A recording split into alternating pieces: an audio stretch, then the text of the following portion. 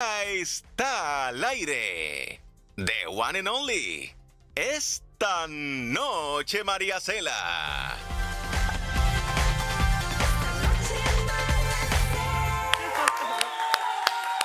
Hola, hola.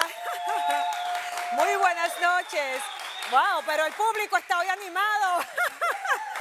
Buenas noches y gracias por acompañarnos en esta noche María Cela, miércoles, y me siento así, como la canción de Marisela, sola con mi soledad. Me reconforta saber que usted está de su lado, allá en la casa, acompañándonos, porque María Cela Álvarez, nuestra querida María Cela, sigue de vacaciones.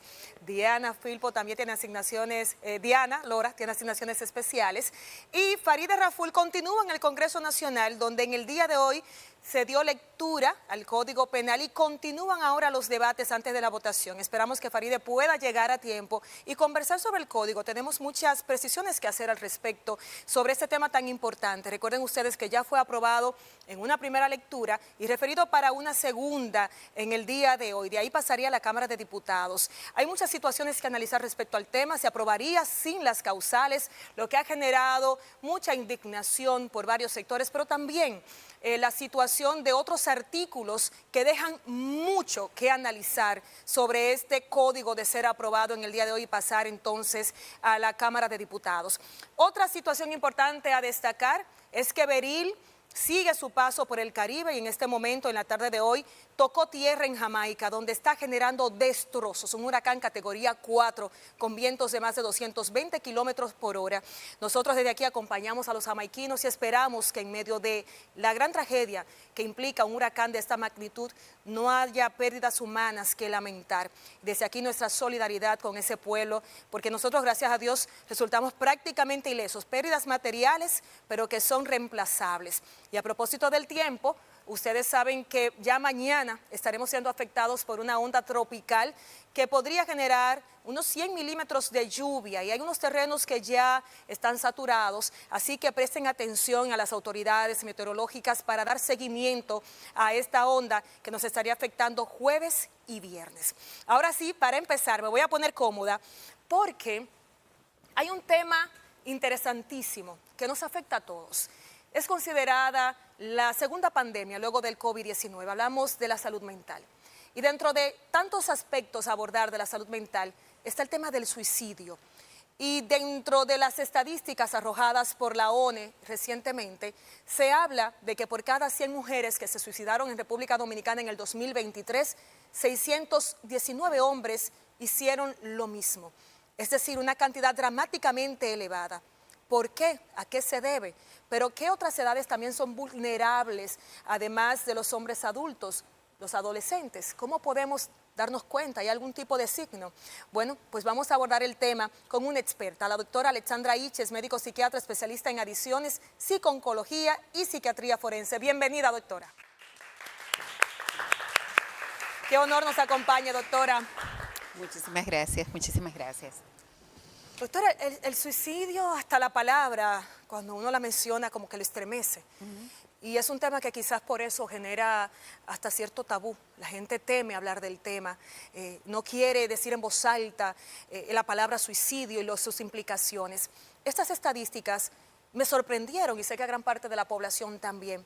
Pero ¿qué están revelando realmente? ¿Cuál es el cuadro en República Dominicana con la realidad de los suicidios?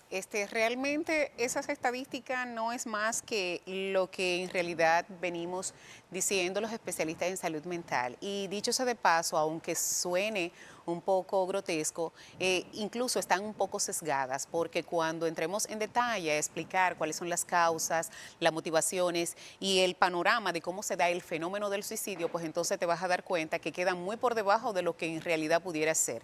Hay un panorama bastante impactante y cuando tú dices que la misma palabra da una connotación de prohibición, de veto, es porque las personas piensan que hablar del suicidio va a motivar y va a incentivar a que precisamente personas que quizás, entre comillas, no están pensando en esto, pues lo hagan. Y no es así, doctora. Cabe resaltar que no, que incluso el hablar de suicidio desmonta mucho lo que puede ser la estructura de la persona que está pensando en algún momento poder cometer el hecho o en su defecto ya haber planificado el evento. Nosotros tenemos una tasa, una de las más altas de las Américas, aunque regularmente dicen, estamos dentro de las estadísticas mundiales. Claro, vamos a estar siempre dentro de unas estadísticas cuando nos comparamos con países que nos multiplican por 5, por 10 la cantidad de habitantes. Y cuando nosotros vemos que en los últimos 5 años no hemos bajado de más de 590, el año pasado fueron 669. Demasiado. Entonces,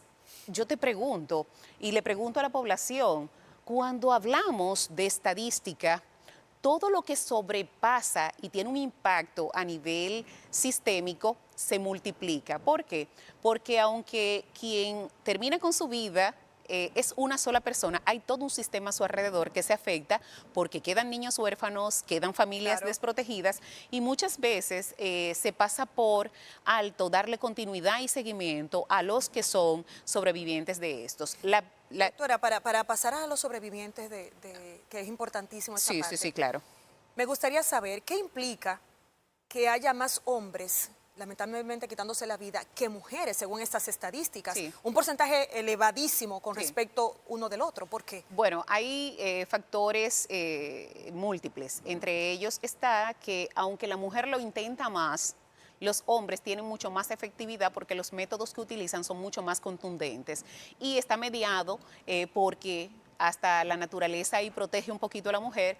El hombre tiene un sistema fisiológico en donde está mediado por lo que es la hormona y también tenemos áreas del cerebro totalmente diferentes en donde el centro de la impulsividad y el tema del sistema hormonal masculino pues entonces hace que haya un mayor impulso y una mayor fuerza al realizar. ¿Y el hombre busca menos ayuda, doctora, cuando ve estos impulsos? Claro que sí. De hecho, la consulta de salud mental es más frecuentada por mujeres y con el veto social que está de hacer una valoración de la masculinidad basada en la no búsqueda de ayuda, el hombre puede sentirse deprimido, que es, dicho sea de paso, la primera causa demostrada en las mismas estadísticas, la depresión, en este caso un trastorno anímico, la primera causa de esto, y los hombres, el decir que están deprimidos o que se sienten tristes o que tienen una situación de ansiedad es altamente causa de mofa a nivel social. Claro. Doctora, para llegar al suicidio,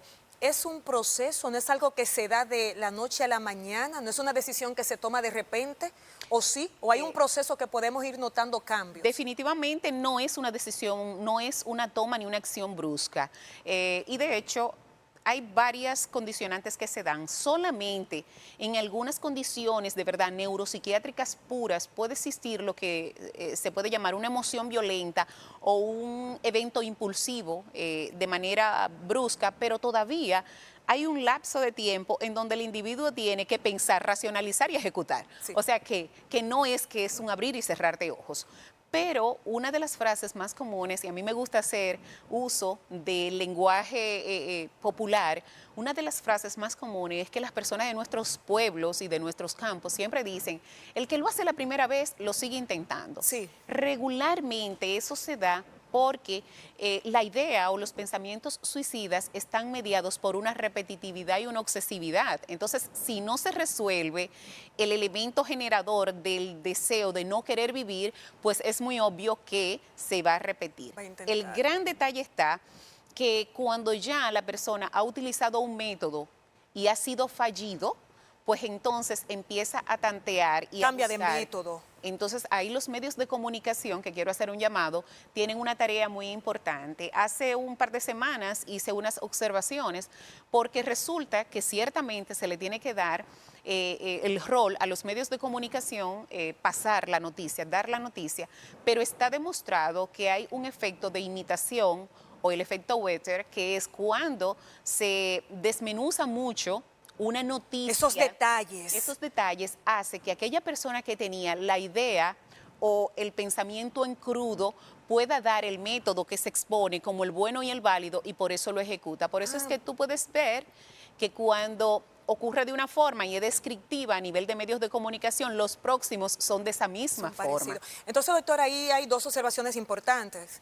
Una cosa es hablar del suicidio, conversar al respecto, sí. Esto se abre y quizás ayuda a ventilar un poco el tema, pero a nivel de cobertura de medios, el dar los detalles específicos, y tomó y luego bajó, hizo esto, entonces eso al contrario, conducta por imitación. Por imitación. Y de hecho voy a traer un evento que ocurrió que fue evento nefasto. ¿Ustedes se acuerdan cuando ocurrió el tema de la intoxicación en el edificio en Piantini? Sí, claro.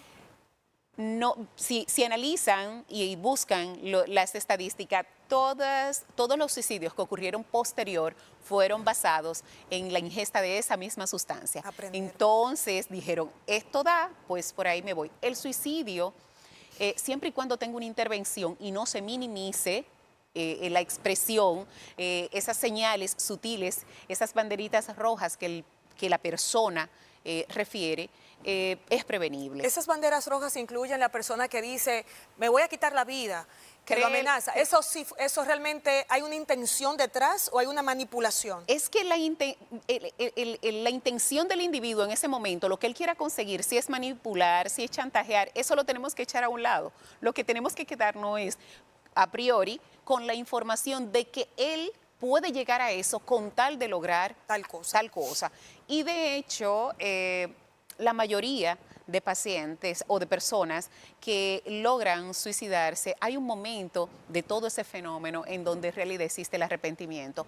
Cuando te decía que hay estadísticas sesgadas, es, por ejemplo, cuando una persona lo intenta, y tiene lo que nosotros decimos dentro de las descripciones de las diferentes fases, un suicidio fallido, que es cuando lo encuentran con vida, lo llevan al centro de salud, pero esta persona puede fallecer durante el internamiento. La causa que ponen de muerte no es suicidio, ponen es la complicación médica. Entonces, cuando usted dice sesgada, no es sesgada para ser menor, sino mayor. Mayor, claro. O sea, que el número de suicidios en el 2023 pudo ser aún más de lo que tenemos registrado, que son 700 casos. Aparte de que todavía en la clase social media alta y alta es totalmente algo lo cual no se habla y es motivo de vergüenza, y muchas veces ocurren estos eventos en familias de una posición social o muy sobreexpuesta, y yo lo puedo decir, o sea, tienden a decir que se fue de viaje, que fue un infarto, y no lo declaran como un evento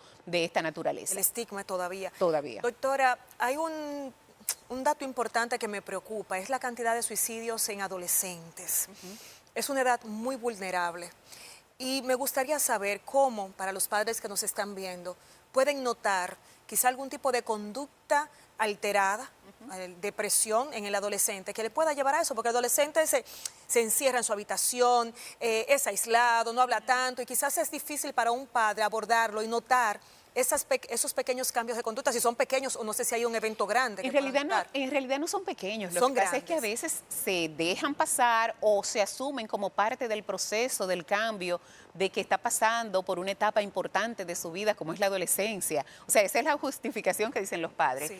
Está demostrado que precisamente en las dos extremidades de la vida es que es la tasa de incidencia más alta. Cuando hablamos de las dos extremidades de la vida, exactamente, es adolescencia, adultez joven y la postrimería posterior a los 60 años, aunque la que más se reporta es aquella que va entre 35 y 49. ¿Qué ocurre? En los adolescentes hay un cambio comportamental drástico, hay lo que es una poca interacción con el entorno afectivo, llámese familia, hay un retraimiento social a lo que son las actividades de la vida diaria, la cotidianidad, se encierra, hay cambios en el patrón de lo que es el rendimiento escolar, y pueden darse los dos extremos, no solamente los niños que han sido académicamente rentables o han tenido un buen desempeño, sino también que hay algunos niños que cuando están deprimidos o adolescentes se refugian en la parte académica, y de ser niños altamente indisciplinados, las notas se arreglan. Entonces, eso... Escuchen bien, padres. Eso debe de llamarte la atención. Claro, ese cambio. Porque si él nunca ha sido ese niño de... Ahora el más aplicado. Entonces, ese cambio brusco debe de llamar la atención, y por supuesto ahora nosotros convivimos con el enemigo en la casa, con el tema de lo que es el acceso a la tecnología y esa puerta abierta en donde han salido noticias tan desastrosas como que niños y adolescentes que se conocen y tienen conocidos por redes desconocidos han llegado a ejecutar intentos suicidas y suicidios en masa. O sea, Hay que estar muy atentos a lo que están viendo nuestros hijos en casa. Doctora, una recomendación para la población en general en torno al tema del suicidio. ¿Cómo podemos frenar esta ola que va aumentando cada año? Tenemos más y más casos. ¿Qué se puede hacer? mira, lo primero que tiene que saber la población, y doy ese suspiro así tan profundo, porque Sí, lo noté. son tantas cosas que de verdad debe de ejecutarse, pero empezar por no minimizar absolutamente ninguna señal ni siquiera ninguna insinuación que te haga la persona que esté al lado y que fuera de decirle que saca de abajo, que pon de tu parte, que tú eres fuerte. A mí me pasó lo mismo y mira cómo estoy yo. Sí, Minimizar el minimizar y el valorar. desvalidar lo que son las emociones y los sentimientos ajenos y la misma condición. Pero mira, muchacho, tú no sabes que el que se deprime es débil de carácter. Yo he pasado por muchos trabajos, cada quien vive los procesos de forma individual. Entonces, usted, la ayuda que le puede dar es, en vez de entrar en esa línea de crítica, es precisamente buscarle ayuda, saber que la depresión, que es la primera causa, o cualquier trastorno del control de los impulsos o de personalidad es tratable, es manejable y que no entremos en la dinámica de cualquierizar lo que son en este caso los síntomas. Y por supuesto, ojalá y se nos vaya arreglando un poquito y la inversión en lo que son los recursos de acceso y de brindar en salud mental, porque no hacemos nada también con esta parte, porque de hecho los intentos suicidas ni siquiera están cubiertos por las aseguradoras. Entonces, Y justamente mi llamado iba a ser, bueno, acudir donde los profesionales de la conducta, pero no todo el mundo puede acudir donde un profesional de la conducta. es muy costosa la atención en salud Lamentablemente. mental y tenemos que admitirlo, y la medicación también es muy costosa, pero yo soy de las que abogo porque así como hay en programas de alto costo y porque hay coberturas de medicación, cuando tú haces el análisis del costo, ejemplo, de un cáncer o de una enfermedad crónica versus el tratamiento que tú le puedes dar a alguien depresivo, estamos hablando de que a esta persona tú la puedes volver funcional, de que esa persona va a estar ahí, de que va a seguir con su vida y no va a ser una carga ni para la familia ni para el sistema. Entonces, mucha inversión y por supuesto busquen ayuda, que estamos ahí para eso. Doctora, muchísimas gracias por arrojarnos luz sobre este tema tan importante. Y si usted se siente en alguna situación vulnerable, depresivo, necesita ayuda y es bueno buscarla con tiempo. Hay líneas de información, líneas de ayuda, la línea para reportar si una persona tiene alguna intención suicida, doctora. Hay una ayuda por el ministerio, hay una línea de ayuda por el Ministerio de Salud Pública que funciona en un horario regular, Sí. atendida por psicólogos, y ahí de hecho en esas estadísticas dadas por la ONE hay unos reportes, pero lo ideal es que no exista una sola línea, sino que en cada centro hospitalario, en cada institución, exista la posibilidad de que alguien pueda llegar y tener ese acceso, porque el tema no es solamente una línea. Doctora, gracias. Y ustedes sigan con nosotros. Vamos a hacer una pausa y regresamos porque ahora es que inicia el contenido de esta noche, María Cela.